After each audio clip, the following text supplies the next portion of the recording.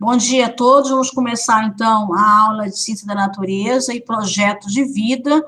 Lembrando a todos que essa aula ficará gravada e ela vai ser disponibilizada no canal do YouTube, tá bom? Então, vamos começar aqui a apresentação do nosso material de hoje. Vamos aqui ver, então. Então, nós começamos hoje, né, a aula. A visualização do material está perfeita. Aqui diz que sim, né? Então, nós estamos, então, no terceiro bimestre, né? Então, nós estamos falando uma habilidade do terceiro bimestre. A habilidade contemplada de hoje, então, é discutir a importância das unidades de conservação para a preservação da biodiversidade e do patrimônio nacional e as suas relações com as populações humanas e bacias hidrográficas. O nosso conteúdo é preservação e biodiversidade. Ter observado aí no nosso dia a dia, né, que existe sim uma mudança significativa nos padrões de clima, nos padrões que nós estamos encontrando até no Brasil, nos Estados Unidos, no Brasil, a gente tem visto muito isso, e então agora parece que as pessoas estão um pouco mais atentas, né, à necessidade da conservação da natureza, que é um título da nossa situação de aprendizagem 2, da nossa apostila do volume 2, da página 10, bom? Então, a gente observa aqui que a conservação da natureza, ela está relacionada à conservação das espécies que ali vivem, como também da conservação das próprias áreas naturais, quer dizer, você tem que conservar a flora, que é as plantas, e a fauna, os animais. Tudo isso tem uma importância muito grande de um ponto de vista socioambiental, tá? Então, de um ponto de vista socioambiental, você tem uma forma muito marcante da importância socioambiental dessa conservação da natureza. Então, você tem que ter, o pensamento seu tem que ter o seguinte: eu tenho que ter a conservação da flora, eu tenho que ter a conservação da fauna, mas eu não posso esquecer a importância socioambiental. O que eu quero dizer? Às vezes, aquela região que você está tentando fazer uma conservação, ela já tem uma população vivendo ali. Então, você tem que criar meios que aquela população possa permanecer naquela região, tá?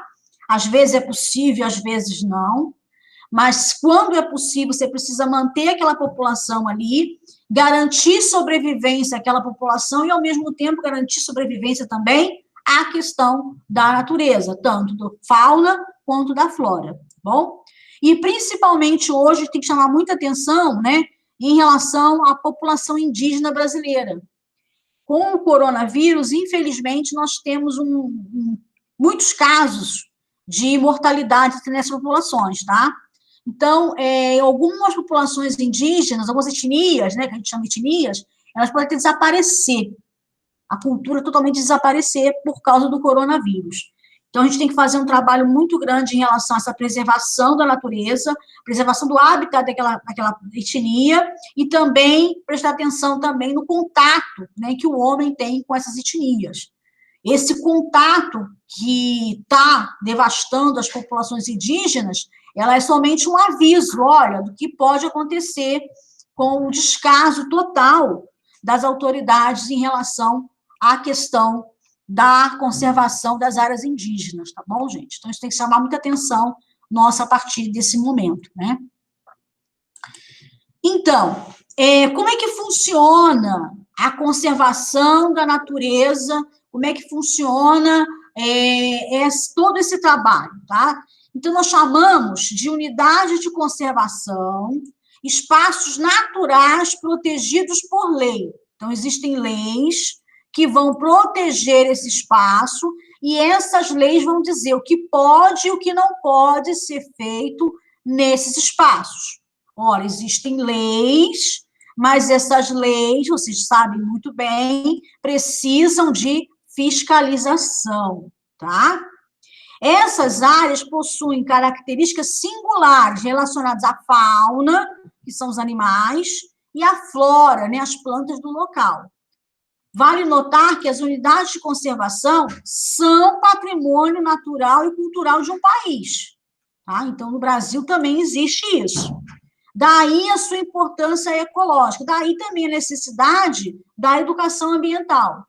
Então, nós temos que informar aos nossos alunos, que nossos alunos informem as famílias da necessidade da conservação ambiental. Ah, isso é um discurso ambientalista? Não, gente. É um discurso de sobrevivência da espécie humana.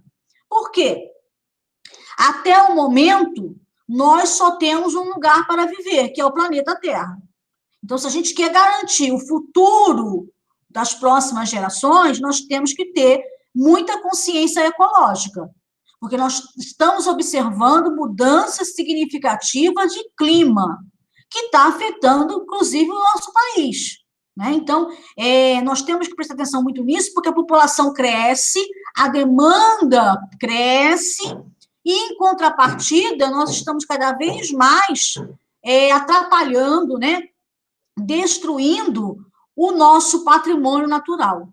Então, temos que ter muita atenção a isso, elaborar leis que sejam cumpridas, e, principalmente, gente, não adianta ter lei quando você não tem uma educação da população, quando você não tem uma conscientização da população em relação àquilo que deve ser feito para melhorar a qualidade de vida de todos, não é só de você, é olhar o todo. E isso está faltando muito no nosso país, infelizmente. Tá? Então, no Brasil, existe uma lei, a 9.985, de 18 de julho de 2000, que instituiu o Sistema Nacional de Unidades de Conservação da Natureza. Bom, então, essa lei foi promulgada em 2000. Antes disso, existia unidade de conservação? Sim, existiam, tá? Mas essa lei veio com que sentido? Ela veio colocar os objetivos, ela veio colocar a forma, né, que as unidades de conservação devem ser administradas, devem ser geridas, né, a gestão. Então, quais são os principais pontos para essas unidades de conservação? Primeiro, proteger e conservar essas áreas, principalmente evitando o risco de extinção, tá, gente? Nós temos no Brasil muitas espécies, não somente de fauna, não somente animais, mas como plantas também, que estão ameaçadas de extinção, tá bom? Por que a gente tem também algumas plantas ameaçadas de extinção? Porque o hábitat daquelas plantas também está sendo invadido, né, de forma sem controle nenhum. A gente não está falando aqui, vamos tirar a população toda daquela região, vamos cercar tudo, vamos deixar tudo. Não, gente. Nós estamos falando aqui que nós temos que ter política e educação ambiental de uso consciente. Existem áreas que podem ser habitadas, que podem ser montadas, né, formas do homem habitar e conservar a natureza. E existem áreas que não. Existem áreas que não, tá bom? Então, existem áreas que você pode ter essa participação da população e tem áreas que tem que ser totalmente protegida, ninguém pode entrar lá. Então, isso depende muito de como você dá esse ecossistema natural, como ele se porta, né? Qual é a natureza desse ecossistema, tá bom? Preservar e restaurar os recursos dos ecossistemas naturais. Às vezes, você pode, sim, restaurar, né? Fazer replantio, reflorestar, fazer criação em cativeiro de animais que estão em extinção, e aí você pode, com um manejo muito bem feito, muito bem colocado, você pode colocar novamente, né, inserir novamente aquele animal na natureza, você pode, então, restaurar a população daquele animal, você pode fazer isso em várias técnicas, tá? Valorizar a diversidade biológica desses espaços, e a gente volta mais uma vez à questão da educação ambiental. É muito importante a gente deixar bem claro para a população, não somente do Brasil, mas também principalmente daquela região, da importância da valorização da diversidade biológica, que aquilo é um patrimônio do seu país, aquilo é um patrimônio do seu estado, que aquilo é um patrimônio do seu município. Então, essa valorização ligada à educação ambiental é muito importante. E, claro, gente, promover o desenvolvimento sustentável. A palavra-chave na ecologia de hoje é o desenvolvimento sustentável. Ninguém está falando aqui para parar tudo e voltar ao tempo das cavernas. Ninguém está falando isso. Nós estamos falando que tem que ter um desenvolvimento, continuar um desenvolvimento para manter a qualidade de vida da população, com alimentação, com saúde, mas tudo isso tem que ser sustentável. Não adianta eu pensar só no hoje, tem que pensar no amanhã e, principalmente, no futuro mais distante. Nós não podemos acabar com todos os recursos e deixar as gerações futuras aí em uma situação muito complicada, tá? Então, a gente tem que ter uma preocupação muito grande com a sustentabilidade. O Brasil ainda está caminhando, engatinhando nesse sentido, tá bom? Sandrinha, Oi. Eu queria falar um pouquinho dessa sustentabilidade aí que você acabou de falar, e caiu justo o que aconteceu ontem com uma amiga minha. Uma amiga minha está na Alemanha porque a filha dela vai casar. Então, ela foi no supermercado, sabe o que os alemães fazem lá? E ia acabar com muita degradação que acontece aqui no Brasil. Por quê? Sabe o que os alemães fazem? Eles guardam as latinhas, eles guardam tudo que é de plástico, tudo separadinho, bonitinho, limpinho. Em cada supermercado existem máquinas, tá? Para plástico, para latinha, para vidro, que é revertido em ticket para poder comprar no próprio supermercado. Então, por exemplo, aquilo de mercadoria que ela tinha de plástico, de PET, ela conseguiu R$10, é um exemplo, 10 euros, né? Porque lá é o euro. Aí ela recebeu aquele ticket, vai lá no próprio supermercado e reverte isso em mercadoria para eles, entendeu? Sim. A Europa o que acontece? Né? A Alemanha, ela é um país muito preocupado com a sustentabilidade. Então, vocês veem que a Alemanha, o pessoal, geralmente, quando vai ao mercado, eles procuram ver a embalagem procuram ver como que a embalagem pode ser reciclada, eles procuram ver também o tipo do alimento, qual é o procedimento do alimento. Tanto que a gente tem visto muito disso no Brasil, né, que a venda do produto brasileiro tem sido muito comprometida por causa dessa questão ambiental.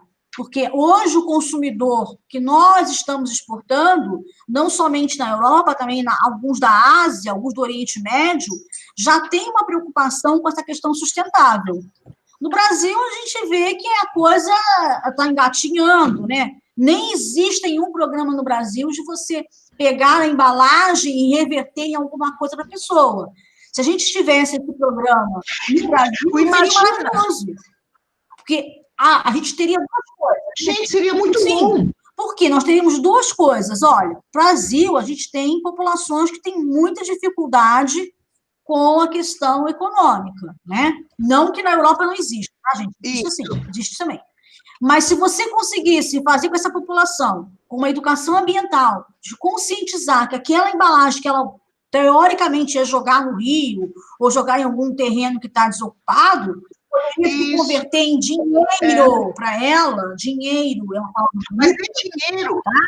É dinheiro. Então, ela poderia então, promover melhor esse desenvolvimento sustentável. Só que para isso a gente precisa ter o quê, gente? Política pública. Tá?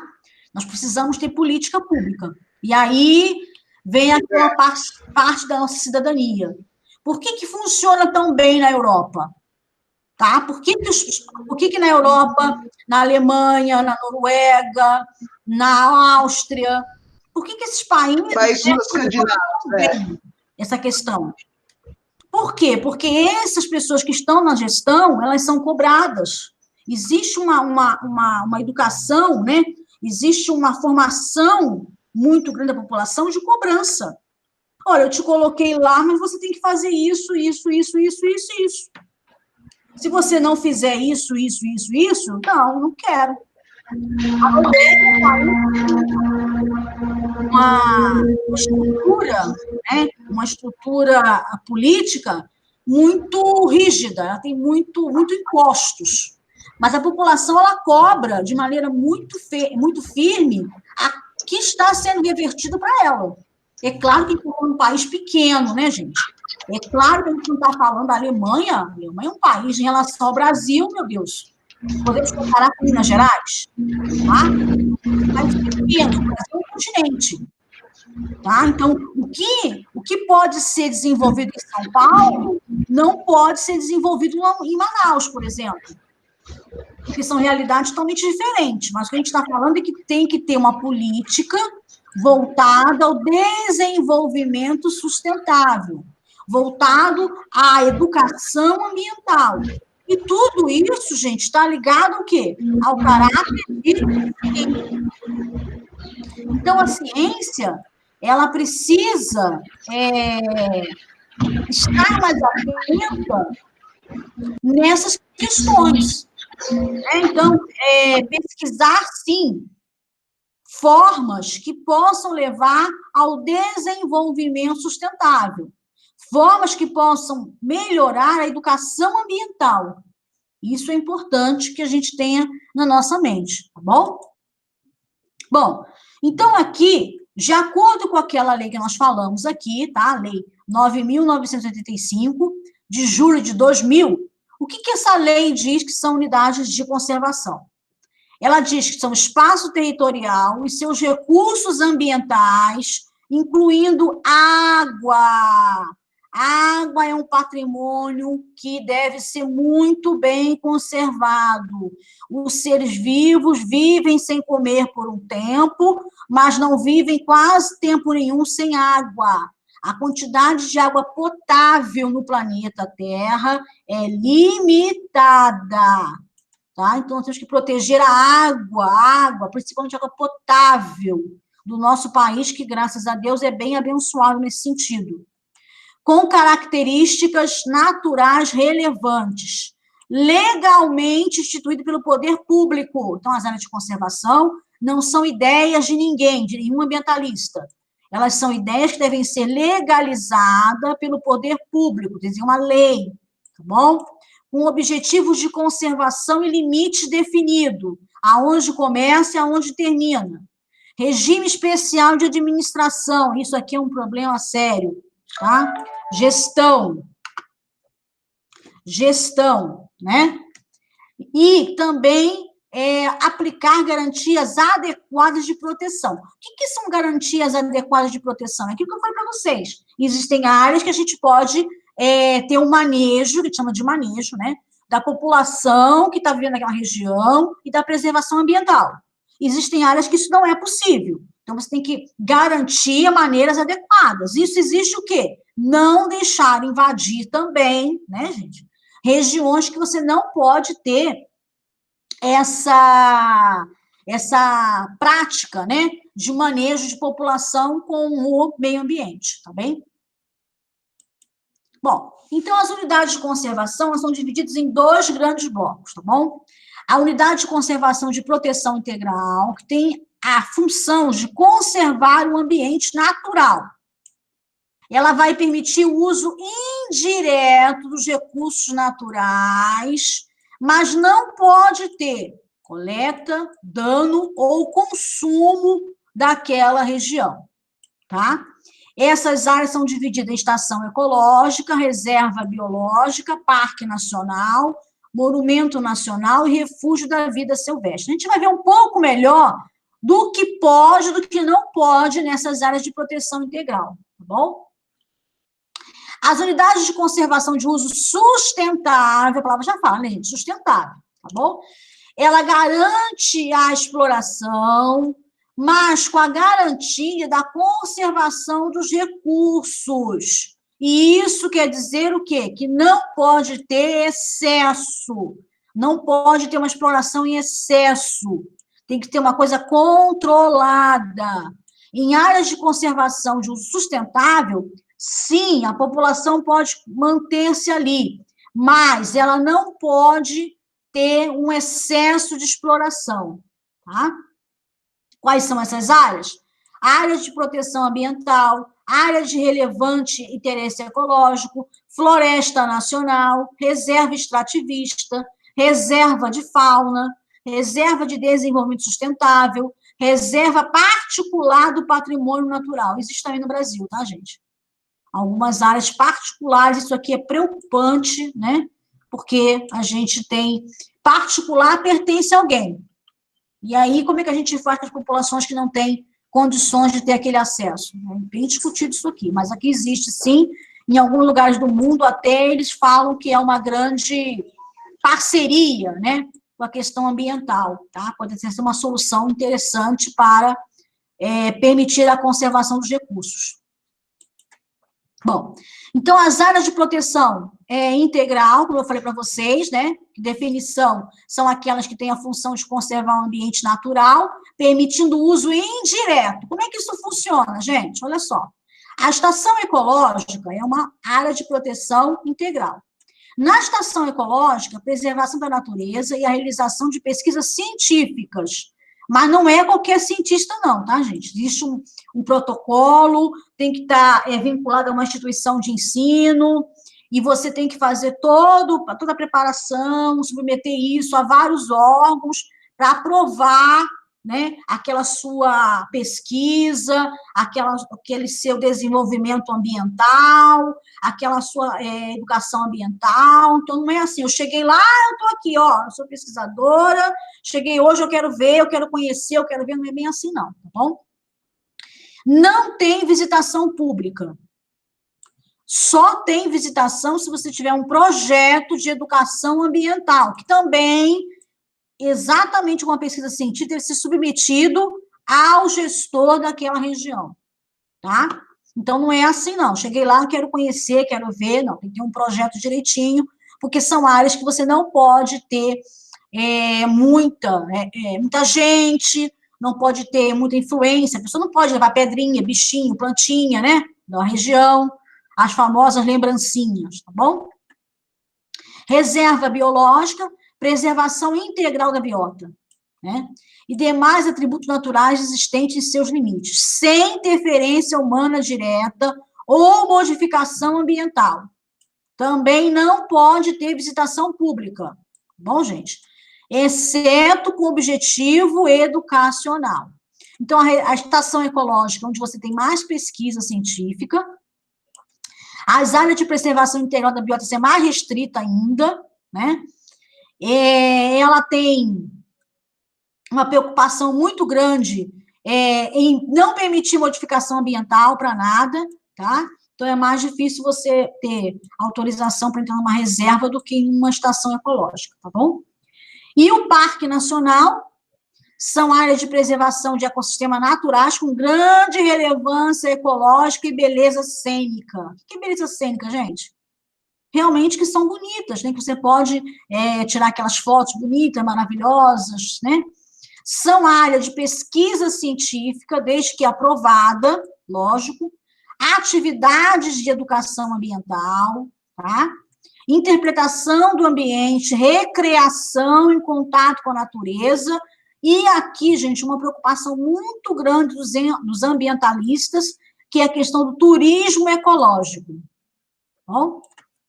Entende-se por turismo ecológico aquele turismo em que as pessoas vão observar e vão admirar esses ecossistemas, principalmente porque tem uma beleza cênica.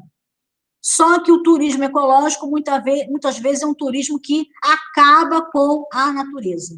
Por quê? Porque não existe uma educação ambiental, tá? Então, não existe essa atividade de educação ambiental.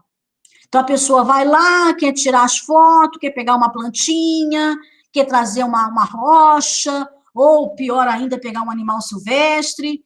Então, acaba que esse turismo ecológico destrói totalmente a região. Outra questão também é o número de pessoas. A questão econômica é muito importante no mundo inteiro, né, gente? Então, eles querem ganhar dinheiro. Porque para manter o parque, preciso ter dinheiro para a pessoa entrar, tem que pagar uma taxa e tal. Então, eu tenho que limitar, por exemplo, somente 100 pessoas por dia. Mas isso não é viável, vou botar 200. Ora, Se você coloca 200 pessoas numa região que cabe 100, você vai acabar o quê? Comprometendo a questão ambiental. Então, o turismo ecológico tem que ser muito bem controlado e as pessoas têm que ser muito bem informadas através da educação ambiental. Não é para você jogar de qualquer maneira, como estão fazendo em algumas regiões do mundo, inclusive no Brasil, tá? O monumento natural são preservação de sítios naturais muito raros, singulares, de beleza cênica sem precedentes, tá? Essas regiões são mais difíceis ainda de você ter acesso, bem? Refúgio da vida silvestre, proteger os ambientes naturais onde se asseguram condições para a existência ou reprodução de espécies. São regiões onde você vai fazer, então, o manejo para reintegrar espécies, tanto da flora quanto da fauna, tá bom? E isso é muito importante para você evitar extinção de espécies que estão ameaçadas. Lógico, gente, é região aonde não entra ninguém. É região onde só vai entrar pessoas que estão relacionadas a essa reprodução aqui, né? Lógico que só pessoas relacionadas à pesquisa científica, tá bom? Até tem alguns trabalhos de educação ambiental, mas já são mais restritos, tá bom?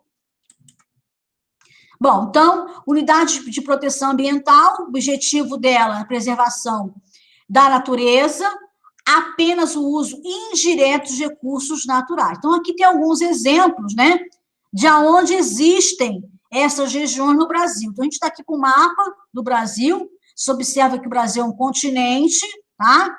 Então, a gente tem aonde vocês podem encontrar exemplo de estação ecológica, reserva biológica, parque nacional, e também importante aqui a gente observar primeiro as terras indígenas, tá? Essa corzinha aqui, ó, meio laranjinha, é regiões do Brasil onde você tem terras indígenas, tá bom, gente? Aqui é bem significativo com a região norte do Brasil, né? Lembrando que nessas terras indígenas tem muita exploração, tem muita confusão em relação ao uso sustentável, tá? Então, aqui você tem unidade de proteção integral e unidade de uso sustentável. Estão vendo aqui pelas cores, né? Então, as cores, essa aqui é a terra indígena, que muitas etnias, infelizmente, podem desaparecer por conta do coronavírus, por questões, gente, assim, absurdas, mas podem desaparecer. Aqui você tem uma condição de estação ecológica, monumento natural, parques. Olha como nós temos aqui, ó, na Amazônia brasileira, né, uma quantidade significativa de unidades de proteção. Professora. Oi. Fala. Aqui, eu estava pensando, se algumas etnias de índios desaparecerem, seria mais fácil para o desmatamento. Sim, com certeza. Talvez aí você colocou realmente a questão mais significativa nisso, né? Então, eu acabo com os indígenas, acabo estar reclamando, então eu posso entrar ali e acabar com a natureza toda, tá? Sim, porque a maioria das vezes são os índios que impedem esse desmatamento. Eles estão na frente, então é a terra deles, é a cultura deles, né? O Brasil, antes de chegar aqui os europeus, o Brasil era deles, né? Ainda é deles, tá? Então, realmente, essa observação é muito importante. Agora, a gente também pode levar em conta, a gente já apresenta, que a nossa aluna falou, a quantidade de unidades aqui e a importância da Amazônia. A Amazônia é território brasileiro, a Amazônia é patrimônio do Brasil. Então, eu moro aqui na região sudeste, eu posso nunca ter ido na Amazônia, mas a Amazônia é patrimônio do meu país. Então, mas eu acho que hoje... Oi, só um minutinho. Fala, professora Rosária. Pode falar, professora Rosária. Não, eu não acho que é o Brasil não, minha filha, porque está todo mundo querendo dominar a Amazônia. Você viu o que está acontecendo? É tudo em cima da Amazônia. Eu acho que todo mundo, o mundo é patrimônio da Amazônia. A Amazônia ela tem um patrimônio de flora e fauna muito significativo. Ela tem uma quantidade de água potável muito significativa. Então, a Amazônia pode ser, ela é disputada por muita gente, tá? Todo mundo tem aquele olho grande na Amazônia, tá? porque a Amazônia realmente ela é uma grande biodiversidade de flora e fauna e uma quantidade imensa de água, gente. A água é uma preocupação para todo o planeta, né? Então, mas a gente não pode esquecer, olhando esse mapa aqui, ó, tá? Primeiro, da proteção das etnias, da proteção dessa cultura indígena, daqui, ó, várias reservas, né, várias terras indígenas, que estão próximo a regiões de uso sustentável também, aqui, ó, no Pará, né, gente? Então, a gente não pode esquecer disso daqui. Olha a quantidade que nós temos aqui de patrimônio. Unidades de conservação são patrimônios do nosso país. Então, a gente não pode esquecer disso, né? A importância da Amazônia brasileira. Nós também temos outras estações ecológicas, por exemplo, nós temos em Santa Catarina, nós temos na Bahia, a Serra das Araras em Mato Grosso. São alguns exemplos que estão listados aqui, tá, gente? Tem outros também. Nós temos reserva biológica do Pantanal Arenoso, do Mato Grosso do Sul. O Pantanal, ele é um ecossistema muito importante para o Brasil, ele está ameaçado, várias espécies estão ameaçadas de extinção nessa região. Existe uma exploração muito grande do Pantanal brasileiro, sem controle, tá? Existe também a Serra Negra, em Pernambuco, e a reserva biológica de Poço das Antas, que eu conheço, no Rio de Janeiro, que é uma reserva de estudo ambiental muito importante para a região sudeste brasileira, principalmente para entender o mecanismo da Mata Atlântica. A Mata Atlântica é um ecossistema altamente comprometido no Brasil, tá? Então, a gente precisa também ter uma atenção à Mata Atlântica. A importância da Mata Atlântica para manter também o clima da nossa região aqui do Sudeste, principalmente, e de todo o litoral do Brasil, tá? Então, a Poço das Antas é um local de muita pesquisa no meu querido estado do Rio de Janeiro, tá bom?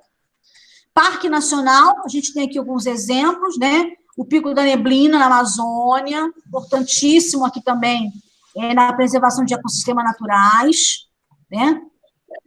Nós temos também o Parque Nacional do Araguaia, em Tocantins. Aqui é muito importante, gente, também aquela fase, né? Que você tem aqui, ó, o estado do Tocantins, você tem aqui uma região próxima ao Nordeste brasileiro, também próxima aqui à Amazônia brasileira, essa importância dessa integração aqui, né?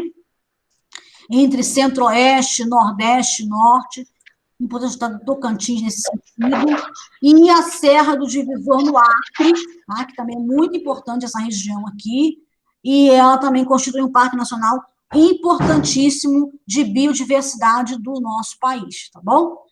Vai ficar gravado depois. Professora, a senhora acha que Oi. deve haver turismo nesses lugares? Então, alguns lugares você pode fazer turismo, né? A gente já viu aqui, ó, quais são as áreas que a gente pode fazer o turismo. São áreas, né, que a gente pode ter contato com a visitação. Mas esse contato nas áreas de proteção integral só pode por objetivo educacional. Então, por exemplo, eu quero levar vocês na reserva de Poço das Antas. Eu tenho que fazer um projeto de educação ambiental para levar vocês nesse lugar, tá? Porque esse lugar é proibida a visitação, né? Diferente daquelas áreas onde você tem aquele manejo. Posso ter população de uso sustentável, né, gente? Eu posso ter população naquele lugar, posso ter moradia, mas, ao mesmo tempo, eu tenho que manter a natureza, e aí, sim, eu posso ter o turismo ecológico. Mas o turismo ecológico é preocupante, né, gente? Geralmente, as pessoas vão lá para fazer o quê? Destruição do meio ambiente. Destruir. Tá? Educação ambiental no Brasil é muito deficiente. Bom? Então, as unidades de conservação de uso sustentável são reservas de fauna, né? Estudo sobre manejo é muito importante, né, gente? Floresta nacional, área de cobertura vegetal sobre manejo de produção de madeira e outros produtos vegetais. Mas, gente, é assim, é uma produção sustentável. Em essas regiões, você pode ter A retirada de madeira? Sim, desde que isso seja feito de forma sustentável, planejada, com uma equipe profissional, né? No Brasil, nós temos a Empresa Brasileira de Pesquisas Agropecuárias, a Embrapa, que tem várias pesquisas, vários trabalhos em relação a esse manejo sustentável aqui de madeira, tá bom? Áreas de relevante interesse ecológico, são áreas natural pequena, com característica extraordinária e pequena ocupação humana. Nessas áreas tem que ter muito cuidado para essa ocupação humana não aumentar, todo mundo resolver mudar para lá, e aí já era, tá? As áreas de proteção ambiental, que são mais extensas, onde o processo de ocupação é disciplinado, essas aqui são pequenas, né? Essas aqui são um pouquinho maior, mas todas têm que ter o quê? O cuidado para que a ocupação humana não aumente, principalmente em invasão, né, gente? Invasão é um problema sério no Brasil, tá? Área de desenvolvimento sustentável, são áreas naturais, com populações tradicionais. O que são populações tradicionais, gente? Indígenas e principalmente quilombolas. O que são populações quilombolas, gente? São aquela população que se formou ao longo do processo de escravatura no Brasil. Então, os nossos afrodescendentes, eles fugiam do cativeiro e fundavam locais onde eles poderiam viver de uma forma tradicional com a sua cultura. Porque durante o processo de escravatura, vocês sabem disso com história, eles eram perseguidos por sua cultura também, né? Então, tinha o cativeiro como escravos e também a perseguição cultural.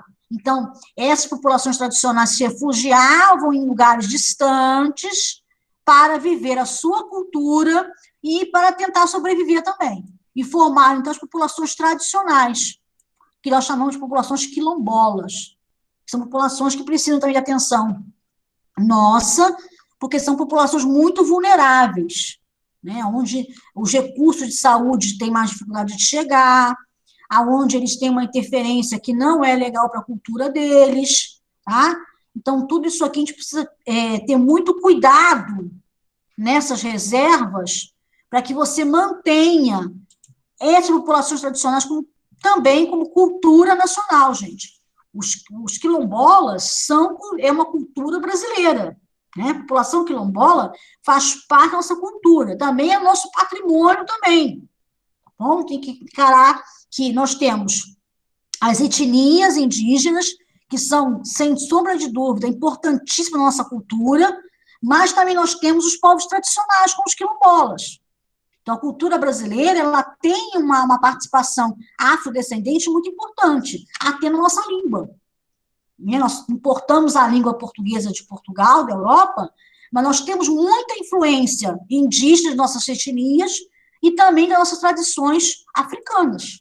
Está no Brasil inteiro, né, gente? O Brasil, ele é dessa diversidade maravilhosa das culturas, né? A reserva extrativista, que são áreas de exploração autossustentáveis e com populações extrativistas regulamentadas, por exemplo, o cultivo de açaí no Pará, tá bom? Reserva particular do patrimônio natural, isso daqui, gente, é discutidíssimo. São áreas de conservação na natureza de propriedade privada. Então, existe uma lei, né, que a pessoa tem que cumprir, tá? Que é uma unidade de conservação, mas aquela terra pertence a ela. Então, por exemplo, vamos pensar aqui de um ponto de vista mais amplo, tá? Então, eu tenho uma área de preservação ambiental da minha fazenda. Eu tenho um manancial naquela área, pertence a mim. Então, se precisar explorar aquele manancial, como é que vai acontecer? Pertence a mim. Eu sou o dono da terra. Tá? Então, propriedade privada, preocupante. Mas, por um outro lado, onde o governo não tem condições de agir, onde o governo não tem dinheiro para investir, a iniciativa privada pode suprir. Vamos pensar nesse contexto, né? Uma coisa versus a outra. tá? O perigo de ser privado, mas, ao mesmo tempo, a possibilidade de investimento. Bem? Bom, aqui a gente também tem outros, né, unidades de conservação mais visitadas, aí responde a sua pergunta, se a gente pode visitar. Sim, a gente pode visitar as reservas, aqui tem as mais visitadas do Brasil inteiro. Aqui destaque também para uma das reservas mais visitadas no Brasil, que é a Reserva Extrativista de Marinha, de Arraial do Cabo, também no meu estado, querido, maravilhoso, no Rio de Janeiro, e o Parque Nacional da Tijuca, que é, eu acho que o mais visitado no Brasil, né? Fora aqui a região do Ceará também, bom? O Parque Nacional de Brasília também é muito bonito, e lógico, né, gente, o Parque Nacional do Iguaçu, que também é um lugar lindo, maravilhoso, também já fui lá, muito bonito, vale a pena a gente visitar, tá bom? Essas unidades de conservação visitar, unidades que você pode visitar, porque ela tem o quê, gente? O que ela é? Ela é de uso sustentável, tá? Onde pessoas podem morar, onde você pode visitar, só tem que se preocupar em quê, gente? Manter o quê? A sustentabilidade, tá bom? Vamos falar um pouquinho do Parque Nacional da Tijuca daqui a pouco, tá bem? Então, aqui a gente tem uma tabela mostrando a porcentagem dessas áreas em relação ao tamanho do Brasil. A área do continente do Brasil. O Brasil é um continente, ó. A área do continente do Brasil, tá? Isso aqui é de propósito. O Brasil é um país continental. Vejo aqui a área que tem de parques nacionais, estações ecológicas, reservas biológicas, né? Reservas de vida silvestre, reservas ecológicas. Olha aqui a porcentagem em relação ao território brasileiro. Tem muita reserva em relação ao tamanho do nosso território? Não, né, gente? Será que tem que criar novas unidades de conservação? Provavelmente sim, porque, ó, a quantidade do nosso país todo não é tão significativa assim, tá? Isso aqui é de propósito. Aqui a gente tem um quadro que vocês podem depois visualizar, onde mostra tudo que a gente já falou, tá bom? Qual é a finalidade, né? Proteção integral, onde você não tem residente, somente pesquisa e educação ambiental. Uso sustentável, onde você tem residente e tem visitação. Também tem pesquisa também nessa região, tá, gente? Mas são regiões de uso sustentável, né? Então, a gente tem aqui vários exemplos, né? E vocês podem acompanhar isso aqui melhor posterior a essa aula, tá? Só lembrando que em áreas de proteção integral não há permissão de moradores, tá? Somente pesquisa e visita de educação ambiental com muito, muito cuidado. E o turismo ecológico aqui, que nós temos aqui uma grande briga. Existe uma grande briga ambiental desse turismo ecológico aqui em áreas de proteção integral, tá bom? Bom, aí para nós terminarmos a nossa discussão aqui, basicamente, falar um pouco sobre o Parque Nacional da Tijuca, né, e por que nós estamos falando sobre o Parque Nacional da Tijuca. Durante um tempo atrás, né, no Rio de Janeiro, toda a região dessa área, ela foi devastada. Por quê? Porque ela foi utilizada como fazendas de café. Então, a família real brasileira, né, a família real que veio lá de Portugal, no segundo reinado, ela acabou, vamos dizer assim, acabou realmente com a natureza do Rio de Janeiro, essa do Rio de Janeiro. E o que aconteceu com isso? Conforme as fazendas de café avançavam por essa região, houve, então, um problema de abastecimento de água no Rio de Janeiro, tá? E também um problema do calor. Então, ele ficou muito quente, muito seco, mais do que ele já está 40 graus no verão. Outro dia deu quase 40 também, tá? Então, o que se percebeu já naquela época do segundo reinado, lá um tempo atrás, né? Que a vegetação, que aquela área que existia no Rio de Janeiro era importante para manter não somente a água, como também o clima um pouquinho mais ameno da cidade.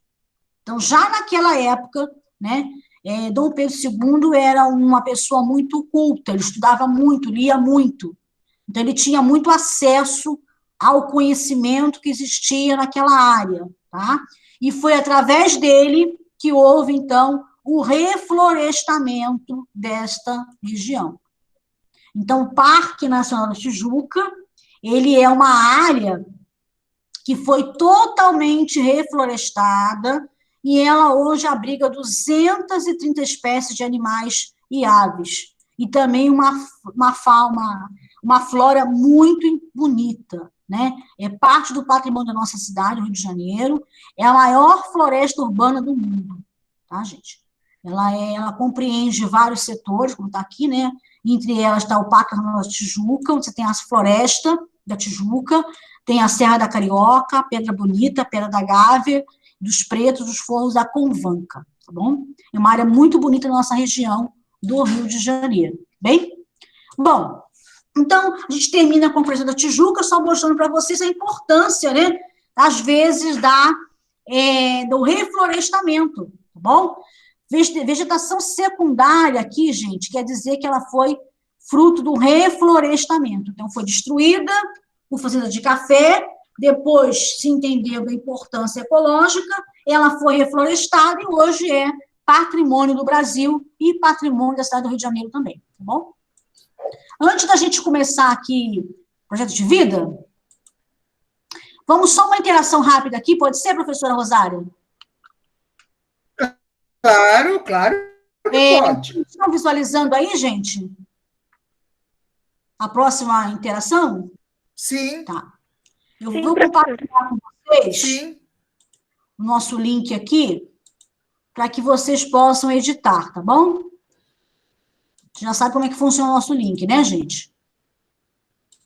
Nosso link funciona, Yes. né, gente? Daquela forma, a gente entra, a gente coloca lá. Quem não conseguir entrar, não precisa ficar desesperado, só a pessoa está treinando, né, gente? Estão aprendendo a usar, tá? Então, vamos lá?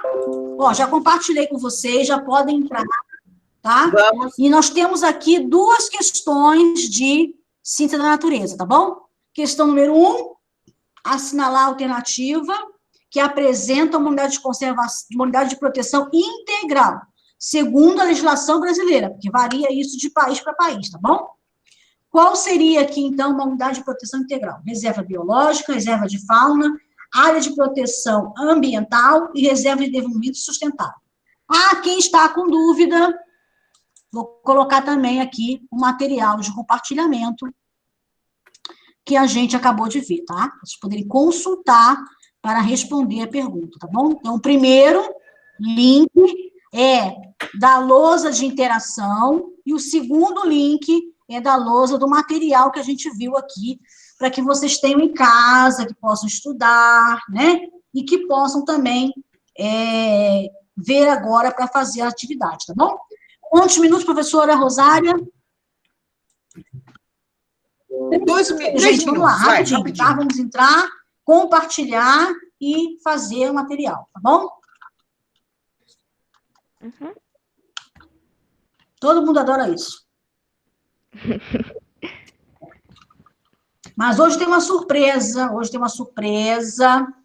tem mais uma interação nova aqui nas nossas aulas online, viu, gente? Mais uma interação para a gente usar também quando a gente voltar presencial, né? Porque nós não vamos mais esquecer dessa parte de tecnologia, né? Tecnologia veio para ficar, não é isso? Quem não vai querer ter uma lousa dessa para fazer na aula? Ah, não, né, gente? Vamos lá. Vamos lá, com mais respostas a isso. A professora Rosária respondeu até agora, professora Rosária. Espero que esteja certa. Eu acho que é. Vamos lá. Quem mais? Daqui a pouquinho eu vou compartilhar outra lousa para vocês, a outra interação nova que a gente está experimentando agora com o ensino fundamental, que o ensino médio já foi experimentado na aula anterior, né, gente? O pessoal gostou bastante. O sexto ano adorou. O sexto ano adorou aquela lousa nova que a gente vai apresentar daqui a pouco, tá bom? E aí, gente, vamos lá? Estão dormindo? Acorda? Professora, eu tô aqui. Tá dormindo? Não Você não conseguiu? Entrar no link? Você entra no link Você entrou no e link? aí você vai acessar. A professora Rosária já sabe, pode te ensinar. Então, aí, ó, você entrou. Ai, tô rouca. Você entrou lá no link, ok? Aí do teu lado esquerdo, tá? No caso, eu tô no computador, tá? Na lateral do lado esquerdo. Eu consegui. Brava. Pronto. Tá vendo? Tu respondeu? Tá. Não entrou aqui ainda não. Deixa Bom, gente, eu vou compartilhar com vocês também já o próximo link, tá? Para que vocês também possam acessar outra lousa digital, tá bom? Temos aqui 2 interações em 2 plataformas diferentes, porque nós estamos aprendendo a usar a outra plataforma também, tá bem? A gente vai ver qual é o melhor para a gente poder usar nas aulas nossas. Bom, para mim, Sandrinha, as 2. As 2, né? Todo mundo gosta. O Carlos já entrou. Isso, o Carlos está participando. Essa outra que eu coloquei para vocês também pode entrar, tá, gente? Esse mesmo procedimento, tá bom? O Carlos respondeu a C. Foi o Carlos, eu acho, né? Não sei. Sim, ele colocou aqui, ó, C. Espero que... Ô, Carlos, tu não copiou de mim, não, né? De repente está errado, aí a gente erra nós dois. Vocês estão esquecendo. Vocês não olharam a lousa anterior. Eu estou achando isso, hein? Ih, caramba, então não é. Eu compartilhei a lousa, hein? Eu compartilhei a lousa com vocês, hein? Ih, caramba, vamos voltar ali. Cadê a lousa? Eu estou achando que tá frio. Ih, não, gente, não é essa. Não está no Mato Grosso. Cuiabá deu 42 essa semana, né, gente? Você imagina, 42 no inverno? Foi. Que maravilha, né? Ainda não tem nenhum impacto ambiental, tá, gente? Não existe impacto ambiental, não existe nada ali, tudo é invenção, né? Verão no Mato Grosso, 42 em Cuiabá. Sandrinha, será que na reserva de Putz, Peguei vocês, né? Galera, já pode também compartilhar o Nearpod, tá? Estão se fazendo. O quê? O outro link que eu coloquei para vocês. Olha lá, quem está pagando? É você ou o Carlos? É o Carlos. Ah, Carlos, qual é a resposta, Carlos? Estão colando um no outro, é? Ah, por isso que o Nearpod é bom. Peraí. Desenvolvimento sustentável.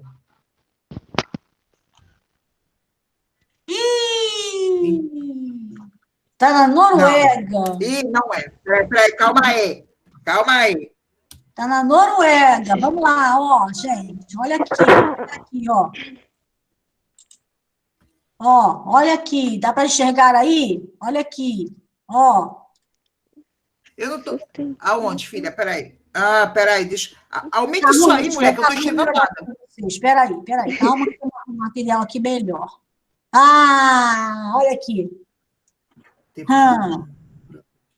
recursos naturais, estação ecológica, reserva biológica, reserva de desenvolvimento sustentável, área de interesse ecológico nacional, reserva de desenvolvimento.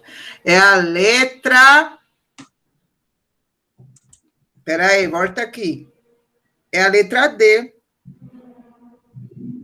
Área de proteção integral. Área de proteção integral. Volta aqui, volta lá. Proteção integral. Estação ecológica. Reserva biológica. Monumento natural. Refúgio da vida silvestre. Qual que é a resposta? Então, é letra E. Reserva biológica. Letra A. Isso, letra A. Só que a gente... Vamos apagar aquilo ali, peraí. Como é que eu apago isso aqui? Deixa eu apagar aqui. Excluir. Não, no C também. Excluir. Ô, Carlos, pode apagar aí. A gente errou, meu filho. É letra A. Vamos rir um pouco para não chorar. Vamos para outra atividade? Vamos, gente, que é 11 horas. E depois tem aula 11h30 também. Tá, a gente vai acabar já. Isso. Vamos lá. Vamos lá. Isso aqui A próxima. Pode ser, professora Rosária? Como é que é, minha querida? Vou deixar vocês fazerem depois, tá bom? As outras? Vou deixar o link para vocês aqui. Tá. Tá bom? Então, aqui, gente, tem o link dessa lousa digital aqui, que chama de Jens, tá? E tem o link do Niapud. Então, vocês podem usar esses dois links aqui, tá bom? Para vocês poderem, então, fazer a interação. Então, esse primeiro link é o link da lousa digital, do Jens, né? Que você pode entrar. Esse segundo link aqui é o material da aula que a gente viu hoje. E esse terceiro link aqui é outra interação que a gente está aprendendo a fazer, tá bom? Só que a gente está estourando, Tá bom, nosso tempo se empolgou demais, então a professora Rosária agora vai entrar com projeto de vida, tá bom? Vamos lá. A gente se empolgou muito hoje. Professora Rosária com a senhora. Vamos lá, minha querida. Ó, pode pôr a outra folha, por favor, a outra página, Sandrinha? Sim. Vamos lá, ó. O tema de hoje, crianças. Bom bom dia, né? Estamos começando nossos trabalhos, começo do Bom dia, professora. Bom dia, Helena, minha querida. Então, hoje, a aula de hoje vai ser meu futuro e meu projeto de vida. Então, olha lá, tem umas perguntinhas aí, ó. Quem sou eu? O que quero ser? O que desejo para o meu futuro e como irei concretizar os meus sonhos? Então, aí são perguntas, né? Como a Sandrinha fala, são os protocolos da vida. Hoje, o que mais a gente fala é de protocolo. Então, a gente também vai protocolar a nossa vida em relação a isso, tá? Quem eu sou. Então, Helena, quem você é? Quem você é? Quem você é, querida? Eu sou. Como você é? Como você se identifica? Como uma pessoa responsável. É mesmo. Já se viu. Isso você é. O que mais? Ai, professora, você é uma pessoa dedicada qualidades é meio... Oh, sim. Eu sei. Mas você se dedica? Sim, eu naquilo gosto que faz? de me dedicar às coisas, porque tem uma importância muito grande e essas coisas. Entendi. Então você tem objetivos na tua vida, tu tem metas. Oh, sim, eu quero ser psicóloga. Bravo. Então você tem um futuro, né, que é o meu futuro, e você tem um projeto, que é aquela tua meta, teu projeto de vida acabando o ensino médio, daqui a pouquinho, porque 3 anos passam rápido, se não tiver um 4º ano, eu espero que não, mas se tiver, acabando os 4 anos da vida, aí você quer ser psicóloga. Então, esse é o teu projeto de vida, essa é a tua meta, esse é o teu objetivo, né? Então, esse quem eu sou. O que eu quero ser, você acabou de falar. Você quer ser psicóloga. O que eu desejo para o meu futuro? O que tu deseja para o teu futuro? Depois da psicologia. Eu não sei, professora. Você quer constituir uma família? Eu não tenho nada formado ainda. Não, eu sei. Mas você, mais ou menos, não quer constituir família?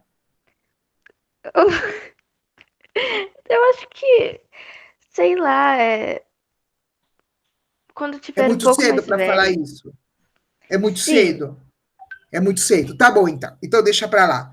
E como tu vai querer concretizar esses seus sonhos?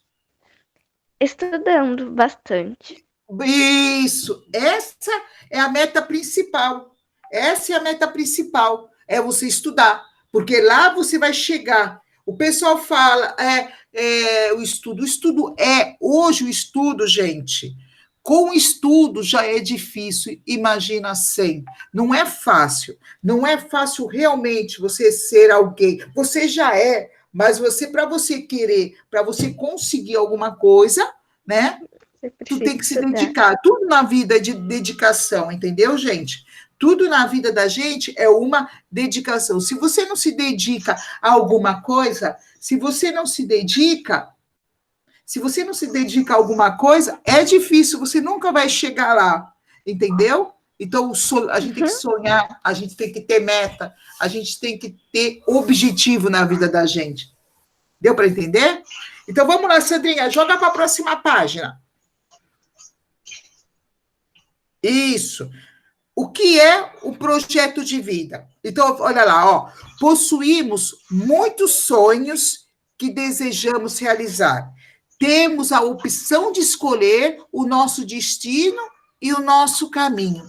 Então, gente, a gente tem opção, tá? Você, principalmente nessa fase, dessa idade de vocês, né?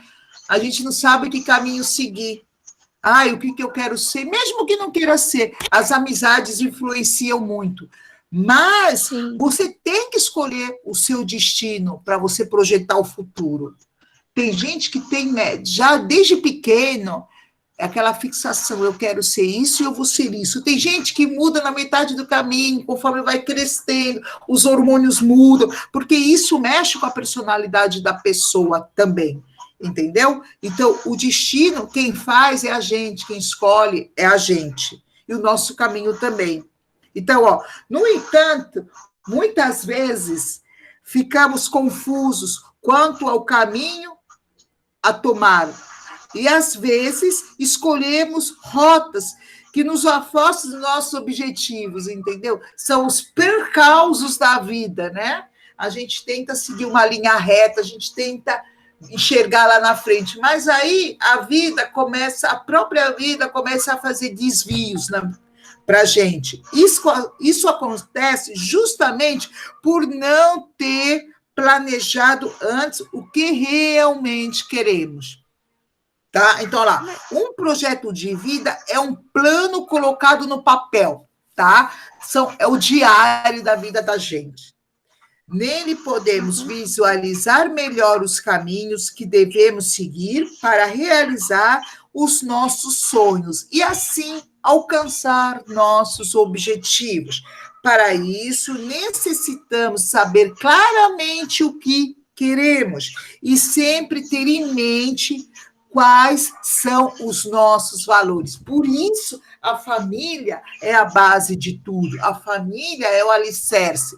Os valores vêm da família. Se a gente tem uma família que nos apoia, uma base, uma base, a família, a família influencia muito também. Brava, a família é base, gente. A escola vai impulsionar o aluno aí para frente, mas a família é base de tudo, gente. Tá? É o cimento, é o alicerce, tá? Então, é elas que vão nos ajudar a decidir o que realmente nos vale a pena, o que importa o que nos importa e o que apontarão os melhores caminhos para as nossas vidas. São os nossos objetivos que nos estiveram de acordo com os nossos valores mais profundos. Dificilmente estaremos... Ícaro. Dificilmente estaremos satisfeitos com as nossas vidas, mesmo alcançando os nossos objetivos. Se eles nos estiverem em harmonia com o que realmente nossos corações pedem, sentiremos um vazio interior que poderá nos deixar confusos e sem direção. Então, quando você tem alguém do seu lado, a família nos apoiando, isso faz nos levar longe. Eu vou falar por experiência própria, eu não sei se eu comentei, o pessoal do Nunana é um pouco difícil eu falar, porque a gente se conheceu muito pouco tempo, um mês, foi muito pouco tempo. Mas eu falo pelo meu filho. Eu sou mãe, não mãe solteira, né? Vamos falar isso. Meu filho veio para o Brasil muito pequeno, ele tinha 9 anos, e quem sustentou, quem me deu a base da família fui eu, entendeu? Eu tentei dar o melhor possível para ele. E continuo dando, tá? Só que eu falei para ele que quando ele completasse 18 anos, ele voltaria para a terra dele. Porque acho que a maioria sabe, meu filho é italiano. Então, eu falei que quando ele completasse 18 anos, ele voltaria para a Itália, porque ele ia ver o pai dele. Aí agora, ele fez 18 anos, ele foi para a Itália, ele voltou, terminou os estudos, agora voltou a morar com o pai. Mas, aquilo que eu pude fazer, a base, eu dei. Entendeu? Ele está um pouquinho perdido, tá? Porque é aquela fase dos 20 anos, hoje ele está com 20 anos. Ele é trabalho, é estudo que ele está querendo estudar, é muita coisinha na cabeça dele. Mas o alicerce, ele tem, entendeu? Tudo que eu pude fazer por ele, os valores, ele tem. Na próxima aula, vamos ver, eu vou pedir para ele fazer um depoimento, porque eu acho que eu até já cheguei a fazer, não sei se vocês assistiram, o Carlos viu, a Helena viu, ou a Karen, mas ele chegou a fazer um depoimento. A próxima aula, ele fará um outro depoimento falando sobre isso, tá? Mas a família é tudo na vida da gente, porque a gente tendo isso como referência, a gente vai embora, tá? Hoje, família também não é só o pai e a mãe, tem muitos que são criados pelos avós, pelos tios, tá? Mas você tendo isso, essa união, essa raiz que são eles, a gente vai longe, porque a gente sabe que pode contar com eles, tá? Então, ó, de uma maneira bem simples e objetiva, construir um projeto de vida consiste em documentar os sonhos, as metas, os objetivos, os desejos e ambições de jovens em relação ao seu futuro, tá? E também onde escrevemos tudo aquilo que precisamos fazer para alcançar os nossos objetivos. E é, portanto, escrevendo o planejamento do que queremos para o nosso futuro, é definir os caminhos que devemos percorrer para atingi-los. Então, a família é a base, é o princípio dos valores, e a escola é a continuidade. A gente não vai educar vocês, a gente vai educar vocês de uma outra maneira. Mas se vocês chegam perto da gente, muitos chegam perto da gente pedindo opinião, a gente vai dar, porque são os objetivos. A gente já tem, assim, uma experiência de vida diferente da de vocês, entendeu? Então, isso ajuda. E vocês também têm um pouco, mas vocês têm até momentos que vocês nos ajudam. Tem muitos alunos que, eu vou ser sincera, já me ajudaram muito. E é tão gostoso, sabe, compartilhar isso. Isso ajuda muito na vida da gente, entendeu? E aí, Sandrinha, tem mais coisa na próxima? Acabou. Nós temos mais material, mas eu vou deixar para vocês visualizarem depois, porque a gente já está com o adiantado da hora, tá? Tá ok, minha querida. Não se preocupa, não, porque o material, para quem chegou agora, quem entrou agora, que foi a Karen, tá tudo aqui no chat, tá, gente? Tá aqui no primeiro link que nós temos. Tá, o Carlos chegou assim, mãe viúva. Mãe viúva... não, ele perguntou de mim? Não, filho, eu não sou mãe viúva, não. Eu sou separada, divorciada, tá? Não sou viúva, não. Tá. Karen, o primeiro link, vocês vão encontrar o material da aula, tá bom, gente? Inclusive o material de projeto de vida.